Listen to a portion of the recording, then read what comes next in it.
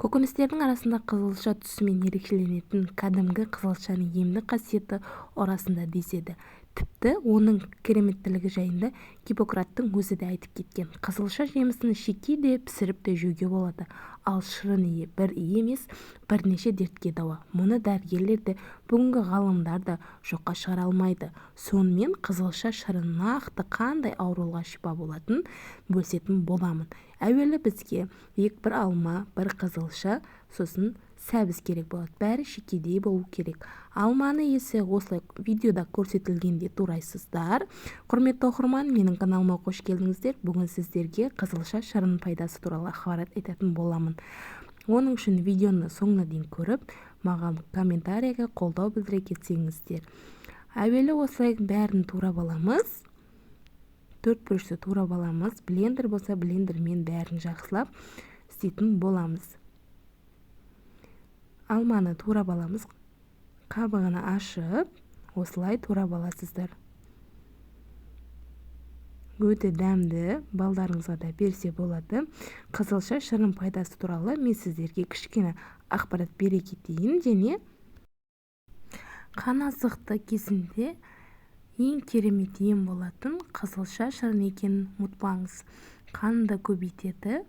Көбейту үшін бір стакан қызылша шырынмен бір ас қасық табиғи таза балды араластырып, күніне 3 рет қабылдайсыз. Егер қызылша сәбіз бен қара тұрыптың шырын араластырып ішсеңіз, одан да қаныңыз көбейеді. Теріңіз регістеліп, бетіңіз жылтырап шыға келеді, әрі қуатыңызды да арттырады. Бұны аяғы ауыр келіншектер, балдарға да берсеңіздер болады. Және айта кетейін, ескере кетейін, аллергиясы бар адамдарға ішуге болмайды. Және миды да жақсартады. Жас ұлғайған сайын адамның миы шаршап өзінің жұмысын қалпын жүргізе алмайды екен. Осы кезде есте сақтау қабілетін нашарлауы, ұмытшақтың секілді жайсыздықтар пайда болады. Ал мұның алдын алғыңыз келсе, қызылша шырынының көмегіне жүгініңіз. Бауырдың да жұмысын жеңілдетеді екен. Егер күніне 3 рет қызылша шырынын ішсеңіз, бауыр ауруынан бір жола құтыласыз. Ал қалай ішу керектігін назардағы саламыз.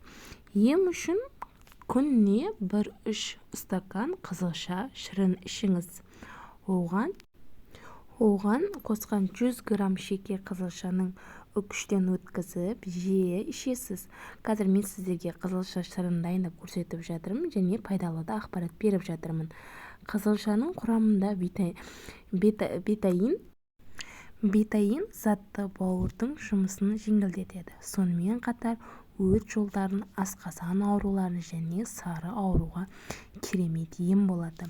Қызылшаны осылай турап аласыздар. Бәрін турап блендерге салып, кейін үлкенде ыдысқа саламыз. Видеода көрсетілгендей істесеңіздер болады. Толық описание бөліміне жазып кетем, қанша керектігін сол жерден көріп алсаңыздар болады. Бәрін салып, енді үстіне 2 стакан су құясыздар.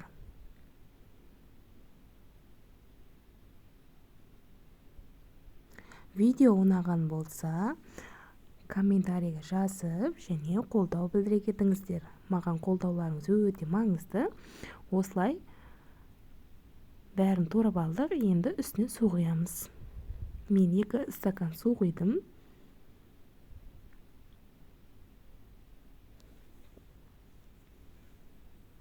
Енді блендермен жақсылап езіп аламыз. Міне осылай болады.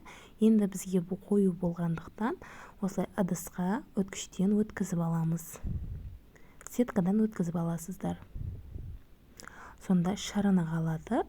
Шырыны өте дәмді болады. Міне астында шырыны да шығып жатыр. Дәл осылай істесеңіздер, бізге қою керек емес, бізге тек қана шырыны керек болады.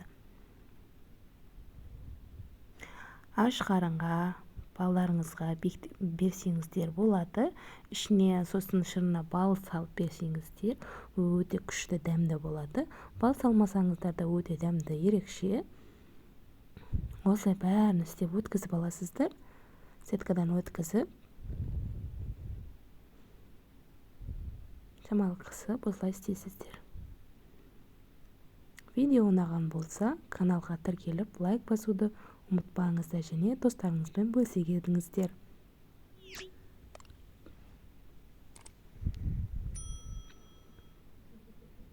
Ал қызылша шырынымыз дайын болды. Осылай күнде аш қарынға ішсеңіздер өте пайдалы. Және ескере кетейін, аллергиясы бар адамдар ішуге тыйым салынады. Қызылшадан аллергиясы бар адамдарға ішуге болмайды.